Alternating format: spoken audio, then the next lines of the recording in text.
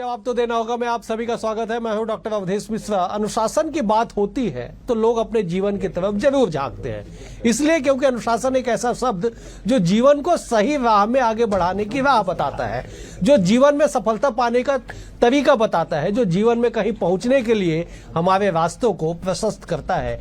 और अनुशासन वो जिसे हमें एक बेहतर जीवन जीने की कला मिलती है। जीवन के बाद अगर राजनीतिक दल की बात कर ली जाए तो राजनीतिक दलें भी अनुशासन को लेकर खूब काम करती है, चाहे भाजपा हो, चाहे कांग्रेस हो, चाहे दीगर दल। सभी दलों का यह कहना है कि हमारी पार्टी के भीतर अनुशासन को महत्व और प्राथमिकता दिया जाता है। लेकिन गाहे बगाहे कई ऐसे उदाहरण सामने देखने को मिलते हैं जिससे पता चलता है कि अनुशासन कागजों में ज्यादा धरातल पे नदारद दिखाई पड़ रही है। लेकिन बीते कुछ दिनों में छत्तीसगढ़ बीजेपी ने कुछ ऐसा काम किया है जो लगातार चर्चाओं का विषय बना रहा है। हमेशा यह माना जाता है कि सत्ता जो होती है संगठन को पोषित करती है, संगठन सत्ता पोषित मानी जाती है। राजनीतिक गलियारों में इस बात की चर्चा होती है, लेकिन सत्ता से ही अगर मंत्री को संगठन नोटिस जारी कर दे तो समझिए संगठन किस मूड में बैठा हुआ है। फिलहाल आज इसी विषय पर चर्चा करेंगे, लेकिन उससे पहले देख लीजिए ये खास रिपोर्ट।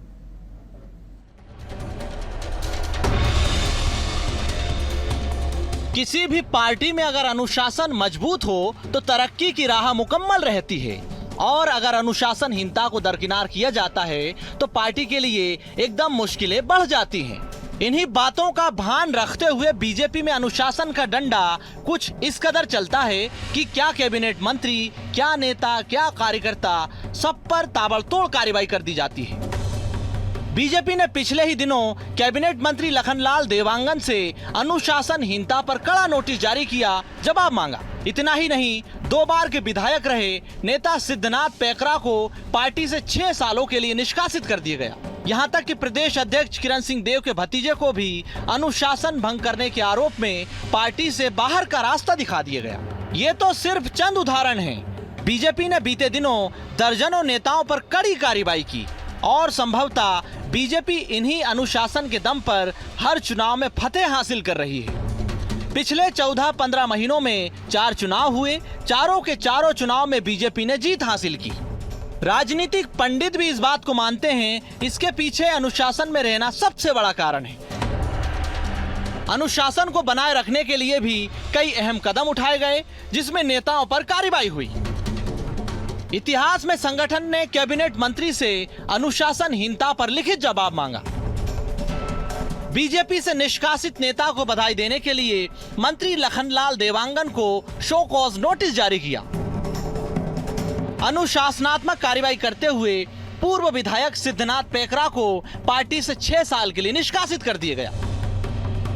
बीजेपी प्रदेश अध्यक्ष किरण सिंह देव के भतीजे मनोज देव भी पार्टी से बाहर कर दिए गए।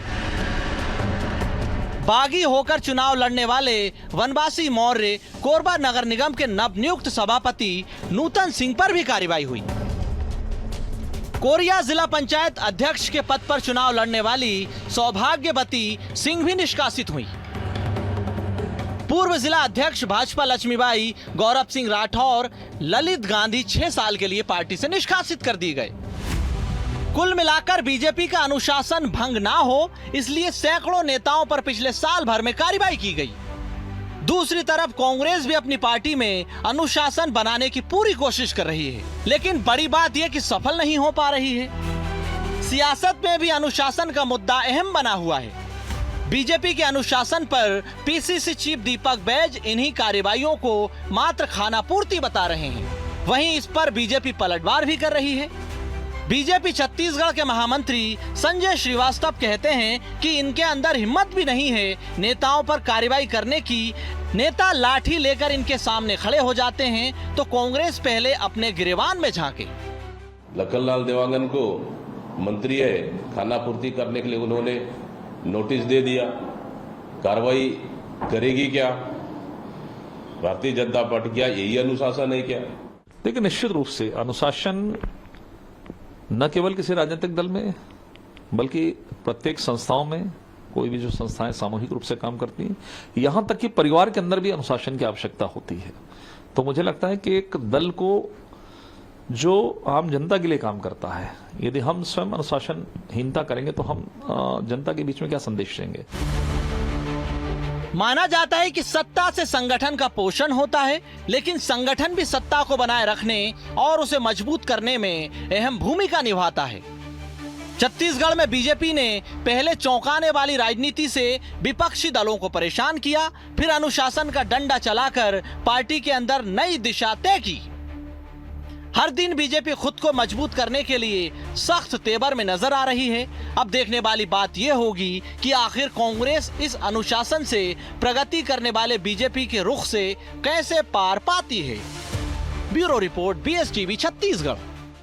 इस रिपोर्ट को देख के आप समझ गए होंगे कि छत्तीसगढ़ बीजेपी किस मूड में चल रही है। इसी विषय पर चर्चा करते हैं। तीन बेहद ही खास और वरिष्ठ मेहमान हमारे साथ जुड़े। मेहमानों का परिचय सबसे पहले आपसे करा देता हूं। बीजेपी की ओर से सुनील चौधरी हैं, वरिष्ठ नेता है, प्रवक्ता है। सुनील जी, बहुत आपका स्वागत है। कांग्रेस की ओर से अमरजीत चावला जी है, PCC के पूर्व महामंत्री है, वरिष्ठ नेता है, बहुत अच्छे प्रवक्ता है। अमरजीत जी, आपका बहुत स्वागत है। छत्तीसगढ़ की सियासत पे पैनी नजर रखने वाले, राजनीति के हर एंगल को बेहद करीब से जानने और समझने वाले डॉक्टर अनिल द्विवेदी भी हमारे साथ है। अनिल जी, आपका भी बहुत स्वागत है। अनिल जी, मैं चर्चा की शुरुआत आपसे करता हूं। किसी भी राजनीतिक दल में अनुशासन का जिक्र हमेशा किया जाता है। भाजपा के संविधान में उसकी धारा 25 में उल्लेखित है अनुशासनात्मक कार्रवाई। उसकी उपधारा 1 में देख लिया जाए तो तमाम चीजों का जिक्र किया गया है कि क्यों, किस परिस्थितियों में कार्रवाई की जाएगी। लेकिन अनुशासन मानना और कागजों में दिखाना, दोनों में अंतर होता है मौजूदा सियासत में। बीजेपी जो उदाहरण पेश कर रही है उसके क्या मायने? देखिए अवधेश जी, ये तो तय है कि किसी भी सबसे बड़े राजनीतिक दल में अनुशासन एक ऐसे आत्मबल की तरह होता है जो एक आत्मबल 100 हाथियों के बराबर की ताकत पैदा करता है। और ये आत्मबल क्या है? ये डेमोक्रेटिक वैल्यू है किसी भी राजनीतिक दल में। अगर जैसा कि बीजेपी कहती है और पूरी दुनिया की सबसे बड़े राजनीतिक दल हो गई है, और यदि ऐसे दल को संभालना है तो अनुशासन का डंडा, अनुशासन का अंकुश वैसे ही काम करता है जैसे एक हाथी को, मतवाले हाथी को यदि आपको अंकुश नियंत्रित करना है तो अंकुश लगाना पड़ेगा। तो अनुशासन वही प्रक्रिया है। और इसलिए बीजेपी आज बाकी राजनीतिक दलों से बहुत आगे दिखती है। अनुशासनहीनता, बीजेपी में जो प्रयोग होते हैं अनुशासनहीनता के, वो बीजेपी को नेपथ्य में नहीं डालते हैं। और जो कांग्रेस होती है, कांग्रेस में यदि अनुशासनहीनता होती है तो वो अनुशासनहीनता उन्हें उच्च पदस्थ स्तर पर ले जाती है। अच्छा। उदाहरण देना चाहूंगा मैं। मुझे याद है कि उमा भारती थी, राष्ट्रीय प्रेस कॉन्फ्रेंस हो रही थी, लालकृष्ण आडवाणी बैठे हुए थे टेबल पे। उमा भारती ने चैलेंज किया पूरे कि अगर आप में हिम्मत है तो मुझे पार्टी से निष्कासित करके दिखाइए। और 48 घंटे के अंदर पार्टी ने उन्हें पार्टी से बाहर का रास्ता दिखा दिया था। जबकि अटल जी ने कहा कि उमा भारती आडवाणी जी ने कहा, एक बार आडवाणी जी से पूछ लिया जाए। आडवाणी जी ने बोला कि नहीं, यहाँ तो प्रसन्न और खास होने का सवाल ही नहीं उठता है, ये पार्टी का आधार है। दूसरा उदाहरण देखिए आप, मैं इंदिरा गांधी जी का उदाहरण देना चाहूंगा। कांग्रेस में जब इंदिरा गांधी ने अलग दल बना लिया नाराज होकर के, इंदिरा पार्टी को तोड़ करके, तो उन्होंने राष्ट्रपति के अधिकृत प्रत्याशी के खिलाफ अपना उम्मीदवार खड़ा किया। और इंदिरा गांधी नहीं, नेहरू हो, इंदिरा गांधी हो, अर्जुन सिंह हो, मैं तमाम ऐसे उदाहरण दे रहा हूं। एनसीपी कैसे बनी? कांग्रेस को तोड़ करके बनी। कांग्रेस के इतने हुए हैं अनुशासनहीनता के चलते हुए हैं, लेकिन पता नहीं क्यों कांग्रेस में अजीब ताकत है, वहां अनुशासनहीनता ही आपको सबसे ऊपर ले जाकर खड़ा कर देती है। तो ये एक दो विशेषताएं हैं दोनों राजनीतिक दलों की। भाजपा ने यदि आज छत्तीसगढ़ में बड़े प्रयोग किए, संसदीय सचिव, मंत्री, सभापति, 50 से ज्यादा पार्षद और ऐसे प्रत्याशी, इनको उन्होंने निष्कासित कर दिया। वो ये नहीं देखते कि मैं देख रहा था कल की घटना है अवधेश, कर्नाटक में बीजेपी ने एक विधायक को पार्टी से बाहर का रास्ता दिखा दिया क्योंकि वो विद्रोह के रास्ते पे जा रहे थे। ठीक है, मैं लौटूंगा। मैं जब एक बार अमरजीत जी का रुख कर लेता हूं, फिर सुनील जी के पास आऊंगा। अमरजीत जी, अनुशासन किसी भी, न केवल पार्टी बल्कि सार्वजनिक जीवन या व्यक्तिगत जीवन में भी अनुशासन बेहद आवश्यक है, लेकिन अनुशासन के पालन को लेकर सवाल उठते हैं। अनिल जी ने 2-3-4 बड़े उदाहरण दिए, इंदिरा जी से लेके मौजूदा स्थिति तक के, एनसीपी तक का उन्होंने उदाहरण दिया। आप राजद देख लीजिए, तमाम ऐसे दल है, तमाम ऐसे उदाहरण है।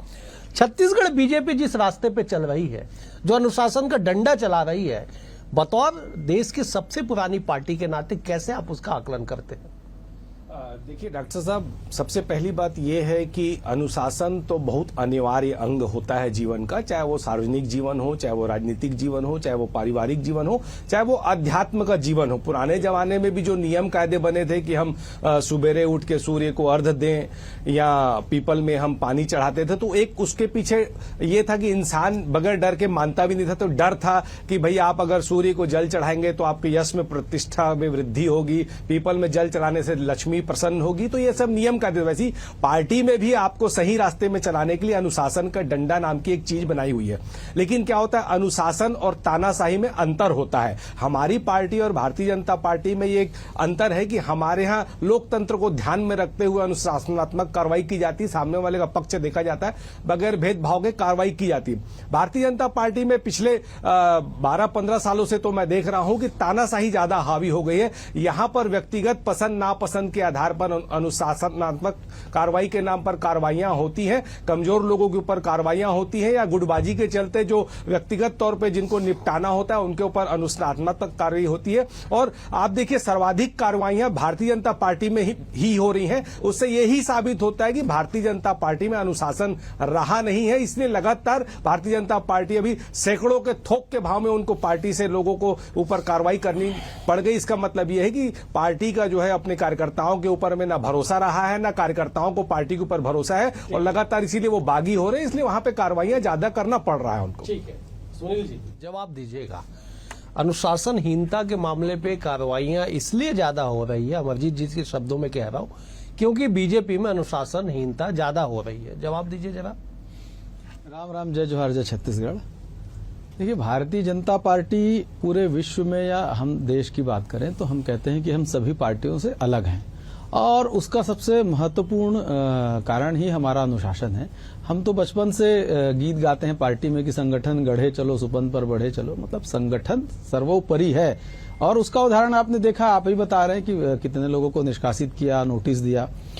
देखिए, कांग्रेस के विषय में अभी जैसे बता रहे हैं अमरजीत भैया तो खुद ही अनुशासनहीनता से पीड़ित थे। मैंने इनका वीडियो देखा था, और व्यक्तिगत नहीं बोलना चाहिए, लेकिन चूंकि वो पार्टी का विषय था इसलिए मैं इस बात का जिक्र कर रहा हूँ। दर्जनों उदाहरण। लेकिन मैंने एक बहुत अच्छे व्यक्ति है हमारे शहर के, अमरजीत भैया हैं, लेकिन उनके खिलाफ भी कैसे अनुशासन भंग किया गया था, ये कांग्रेस पार्टी का चरित्र है। अब मैं थोड़ा पीछे जाऊं, जैसे वो कह रहे थे कि हमारे यहाँ तानाशाही है, तो थोड़ा पीछे हम चलते हैं। देखिए, कांग्रेस व्यक्तिनिष्ठ पार्टी है, एक परिवार की पार्टी। उसका उदाहरण मैं बताता हूं। पंडित जवाहरलाल नेहरू जी के समय की बात करें तो गैर कांग्रेसी अध्यक्ष जब पुरुषोत्तम दास टंडन जी को बनाने की बात हुई थी, तो नेहरू जी ने इनकार कर दिया था कार्य समिति में शामिल होने से, और बाद में फिर उनको, जो निर्वाचित थे टंडन जी, उनको हटाया गया।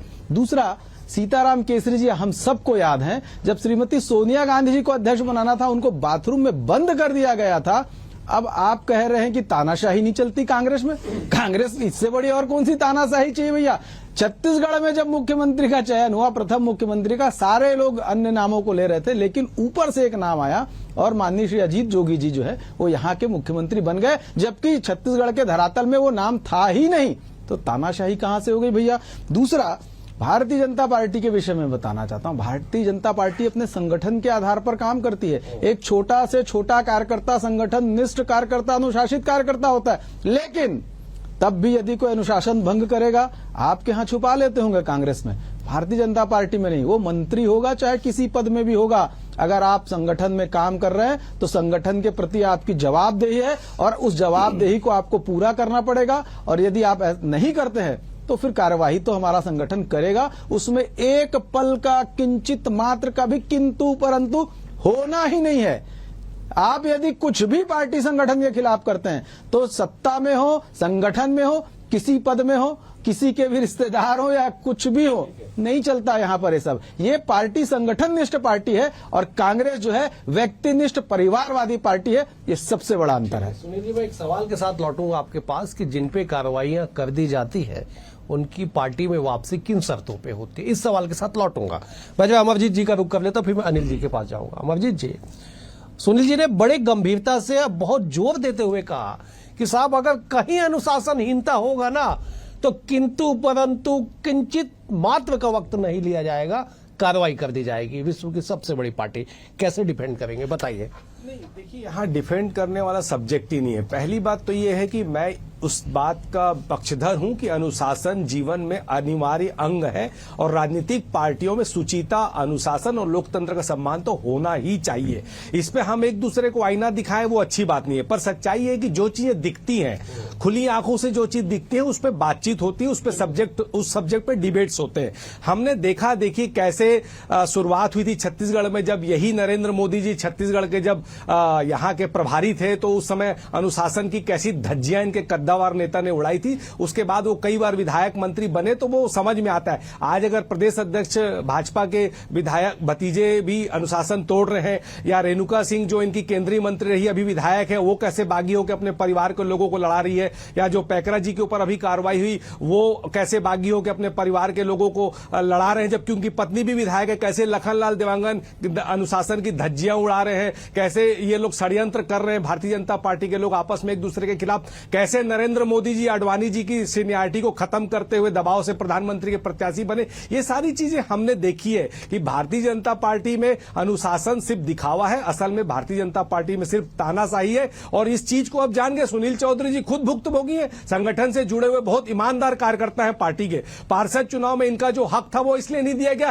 क्योंकि ये चमचागिरी करते नहीं और किसी नेता के पीछे लगता नहीं है। तो ऐसे लोगों को कभी भी भारतीय जनता पार्टी में सम्मान नहीं मिलता है और अनुशासन का सिर्फ दिखाया है। सच्चाई तो यह है कि भारतीय जनता पार्टी में तानाशाही इतनी हावी हो गई है कि वहां कोई कुछ बोलने की स्थिति में है नहीं। और वो हमने ओपी चौधरी और बृजमोहन के मामले में भी 33,000 शिक्षकों के मामले में देखा, और हमने अभी विधानसभा में लगातार देखा कि इनके वरिष्ठ विधायक जो मंत्री बनने से चूक गए हैं, विधानसभा में कैसे लगातार अनुशासन की धज्जियां उड़ाते हुए अपनी सरकार को ही लगातार कटघरे में खड़ा कर रहे हैं। अनिल जी का रुख कर, अनिल जी, अनुशासनहीनता के खिलाफ कार्रवाई, तानाशाही, इन दोनों में इतना ही फर्क है जितना विश्वास और अति आत्मविश्वास, माफ कीजिएगा, जितना आत्मविश्वास और अति आत्मविश्वास के बीच का फर्क है, महीन सा फर्क है। छोड़ दीजिए पुरानी बातें, मौजूदा समय में जो चल रहा है उसे कैसे आप आकलन करते हैं बताइए। देखिए अवधेश जी, प्रेशर कुकर में जब भाप ज्यादा हो जाती है ना तो उस भाप को सीटी मार के निकालना पड़ता है, वरना प्रेशर कुकर फट जाएगा। अनुशासन यही होता है राजनीतिक दलों में, और दोनों ही भाजपा कांग्रेस में बड़ा जमीन आसमान का फर्क क्या है। भाजपा में पार्टी हित में अनुशासनात्मक कार्रवाई की जाती है, और कांग्रेस में व्यक्तिगत पसंद नापसंद के आधार पर कार्रवाई होती है। चावला साहब के साथ हमने देखा था कि किस तरह से न्याय हुआ ये वो तय करेंगे। आज भी वो पार्टी के साथ मजबूती से खड़े हैं, लेकिन किस तरह उन पर हमले हुए ये सभी जानते हैं। उन्होंने पार्टी के इस आदेश को भी शिरोधारित किया। ऐसे ही होता है एक कार्यकर्ता पार्टी का। और मैं देखा कि कांग्रेस में तो निलंबित निष्कासित व्यक्तियों को भी टिकट दे दी जाती है। अभी मनेंद्रगढ़ और यहाँ का उदाहरण हमने देखा था। बहरहाल मैं एक बात कहना चाहूंगा अनिल, जिसकी यहां से तारीफ होनी चाहिए। अगर आज 25 साल के छत्तीसगढ़ के राज में भाजपा ने यदि सबसे बड़ी कार्रवाई की है तो एक सरकार के मंत्री को कारण बताओ नोटिस देकर। ये मैसेज है कार्यकर्ताओं को और नेताओं को कि पार्टी और संगठन से बड़ा कोई नहीं है। और ऐसे सभापति हो चाहे 50 लोगों को कारण बताओ नोटिस जारी हुआ, किसने किया? संगठन महामंत्री पवन साय जी का मैं इसमें तारीफ करना चाहूंगा कि वो पहले ऐसे संगठन मंत्री हुए जिन्होंने सरकार रहते हुए अपने ही मंत्री के खिलाफ कारण बताओ नोटिस जारी किया। और ये कोई बहुत बड़ा ताकत और अभिमान का बात नहीं है, ये पार्टी को मैसेज देना पड़ेगा। छोटा छोटा कार्यकर्ता मेहनत करता है पार्टी को जिताने के लिए, और बड़े बड़े नेता के स्तर पर यदि इस तरह खेल होंगे कि पार्टी द्वारा तय कैंडिडेट के खिलाफ वो प्रत्याशी जीत जाए तो ये पार्टी के लिए शर्मनाक होता है। और जब आप इस तरह से बड़ी कार्रवाई बड़े नेताओं पे करेंगे ना, तब निचले स्तर के कार्यकर्ताओं तक मैसेज जाता है और वो अनुशासन में रहते हैं। तो संगठन महामंत्री पवन साय जी जो कि आरएसएस से आए हैं, जो कि प्रचारक रहे हैं, जो जिनका अपना कोई परिवार, पार्टी ही उनके लिए परिवार है, उन्होंने विवाह नहीं किया आज तक, और इसलिए वो बिना किसी लोभ माया मोह पसंद नापसंद के आधार पर पार्टी को चला रहे हैं। पार्टी लगातार 1 साल से चुनाव जीत रही है तो इसीलिए क्योंकि संगठन ही शक्ति है, संगठन ही महामंत्र है अनुशासन का, और इसका वहां पर पूरी तरह पालन किया जाता है। सुनील जी, मैं एक सवाल आपके लिए छोड़ गया था कि साहब पार्टी से जिसे निकाल दिया जाता है, कार्रवाइयां कर दी जाती है, उनकी वापसी किन शर्तों पे होती है? इसलिए पूछ रहा हूं कि अनुशासन तोड़ने के दर्जनों उदाहरण हैं दलों में, चाहे बीजेपी हो चाहे कांग्रेस हो, लेकिन वो नेता जब वापस आके पार्टी की रीति नीति की बात करे, अनुशासन की बात करे, झंडा उठाए और पार्टी के बड़े बड़े कार्यक्रमों में बड़े नेताओं के बगल में मंच लगा के कुर्सी लगा के बैठे, तो सवाल तो उठेगा कि साहब क्या केवल खाना पूर्ति? मैं किसी का नाम नहीं लेना चाहता, व्यक्तिगत मामला हो जाएगा, लेकिन ऐसे चेहरे से आप भी जानते हैं, अमरजीत जी भी जानते हैं, अनिल जी भी इत्तेफाक रखते हैं, कैसे चलेगा बताइए? देखिए, सबसे महत्वपूर्ण होता है कार्यकर्ता को गढ़ना। हमारे संगठन का जो भी कार्यकर्ता है उसको गढ़ने में बहुत लोगों का परिश्रम होता है, बहुत वर्ष लगते हैं और एक मजबूत कार्यकर्ता तैयार होता है। एक छोटी गलती वो करता है, अनुशासनहीनता कहीं पर कर गया और उसके बाद जब उसको पश्चाताप होता है तो एक सजा तो यह है कि अनुशासनहीनता किया तो सजा तो मिलेगी, लेकिन पश्चाताप करके और वर्षों से तैयार किया हुआ कार्यकर्ता है और वो फिर मूल रूप से संगठन का काम करने को तैयार होता है, तो निश्चित रूप से वापसियां तो होती है। लेकिन अब मैं इस विषय पर एक बहुत छोटा सा उदाहरण देता हूं। अभी कुछ दिन पहले आपके कांग्रेस के सम्मानित प्रभारी सचिन पायलट जी रायपुर आए, अभी कुछ दिन पहले ही आए, और उन्होंने बकायदा, मैंने सुना प्रेस कॉन्फ्रेंस में और बाइट दिया कि अनुशासनहीनता बर्दाश्त नहीं की जाएगी, जो भी पार्टी के खिलाफ होगा ऐसे लोगों को बाहर का रास्ता दिखाया जाएगा।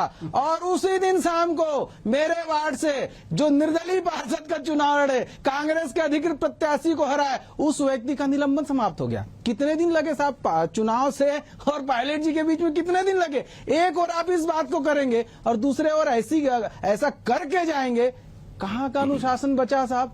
किस अनुशासन की आप बात करते हो? दूसरा, पिछली सरकार में देखे थे 2.5 साल वाला भूपेश बघेल जी कैसे उड़ रहे थे, टीएस बाबा कैसे आरोप लगा रहे थे, मेरी हत्या करना चाहते हैं लोग, टीएस बाबा पर आरोप लग गया। टीएस बाबा त्याग पत्र दे करके चले गए कि भैया मैं तो प्रधानमंत्री आवास 8 लाख बचे नहीं हो पा रहा, मैं पंचायत मंत्री पद से इस्तीफा देता हूं। देखिए, विधानसभा में जो भी बातें विधायक करते हैं वो जनता के प्रति जवाबदेही होती है। मैं इस बात को बहुत स्पष्टता से कहना चाहता हूं। अभी अमरजीत भैया बोल रहे थे कि विधानसभा में आपके लोग सरकार को घेर रहे हैं, घेर नहीं रहे हैं, वो अपने क्षेत्र की जनता का प्रश्न उठाते हैं, उनकी जवाबदेही जनता के प्रति बनती है, लेकिन वो उतने ही संगठन निष्ठ हैं। जब संगठन में काम करने की बारी आती है तो सब मिलकर के संगठन को मजबूत बनाते हैं, पर जनता ने चुना तो जनता के लिए भी काम करना है, यही तो समन्वय है। इसी सामंजस्य से भाजपा का कार्यकर्ता काम कर पाता है और कांग्रेस के लोग केवल भ्रष्टाचार करते हैं और भ्रष्टाचार को शिष्टाचार मानते हैं, तो फिर जेल जाना पड़ता है। और अमरजीत चावला जी जैसे जो कार्यकर्ता है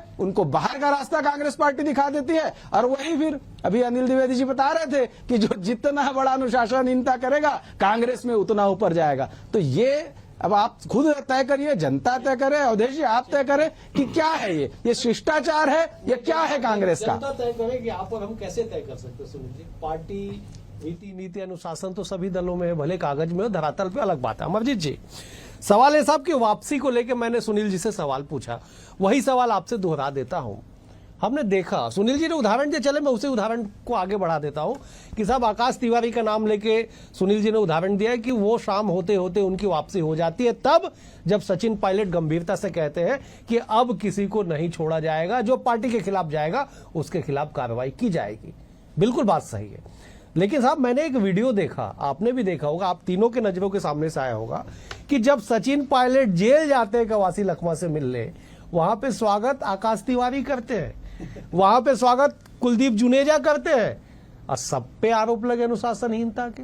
अमरजीत जी, कैसे काम चलेगा? नहीं, देखिए मैंने कहा ना, अनुशासन सर्वोपरि है, संगठन सर्वोपरि है, और आप किसी भी जीवन में रहते हैं, राजनीतिक हो, सामाजिक हो, पारिवारिक हो, उसमें नियमों का पालन करना पड़ता है। लेकिन चूंकि हमारी सनातन की परंपरा है कि हम लोग बोलते हैं ना, क्षमा बड़न को चाहिए, तो हम लोग क्षमा करने में भी विश्वास रखते हैं। अगर किसी से जाने अनजाने में कोई गलती हो जाती है और उस गलती को, जैसे आकाश तिवारी है, उसको नहीं मिली टिकट, पार्टी अपनी तरफ से अच्छा प्रयास करती है, अच्छा प्रत्याशी देती है, लेकिन अगर बागी होकर कोई लड़ता है और वो जीत कर आता है, जनता में उसकी स्वीकार्यता होती है। और आज जब अदला बदली के जमाने में, लालच प्रलोभन के जमाने में, उस जीत के आने के बावजूद भी अगर सत्ताधारी पक्ष के पास ना जाकर वो अपनी मूल विचारधारा की पार्टी के पास रहना चाहता है और वो उसके लिए क्षमा भी मांगता है और वो कहता है कि मेरी मात्र पार्टी यही है, मैं जीत कर आ गया हूं, मुझे पार्टी इसमें ले ले, तो वो चाहता तो उसको दूसरी जगह प्रलोभन और लालच भी मिल रहे थे, पर वो उसकी भूल को क्षमा करते हुए मैं आपको बता दूं कि पहले उसका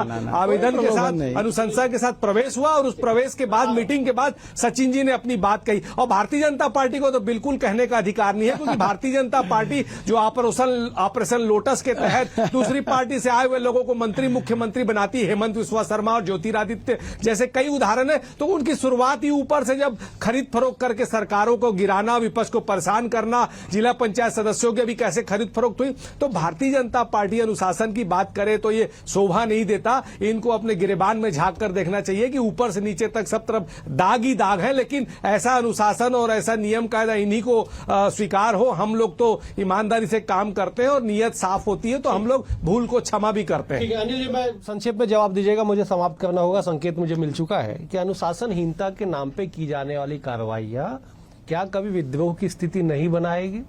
जिस स्तर पे कार्रवाई की जा रही है मैं उस पर सवाल उठा रहा हूं। देखिए, कार्रवाई अगर होती है तो वो ईमानदारी और साहस के साथ होनी चाहिए, क्योंकि अगर जैसा कि उदाहरण दिया इन्होंने एक कांग्रेस नेता का, अभी आपने 2 महीने पहले निष्कासित किया, फिर से उसको पार्टी में ले लिया। बीजेपी में ये नहीं होता है, आप देखिए, इसीलिए बीजेपी आज 40-45 सालों का इतिहास हो गया है, कभी टूटी नहीं बीजेपी। कारण क्या है, वहां जो बड़े बड़े नेता हैं वो अनुशासन से ऊपर उठ करके नहीं है। सब एक ही लाइन बोलते हैं कि पार्टी लाइन जो तय करेगी वो हमें मंजूर होगा, चाहे कार्यकर्ता हो चाहे प्रधानमंत्री हो।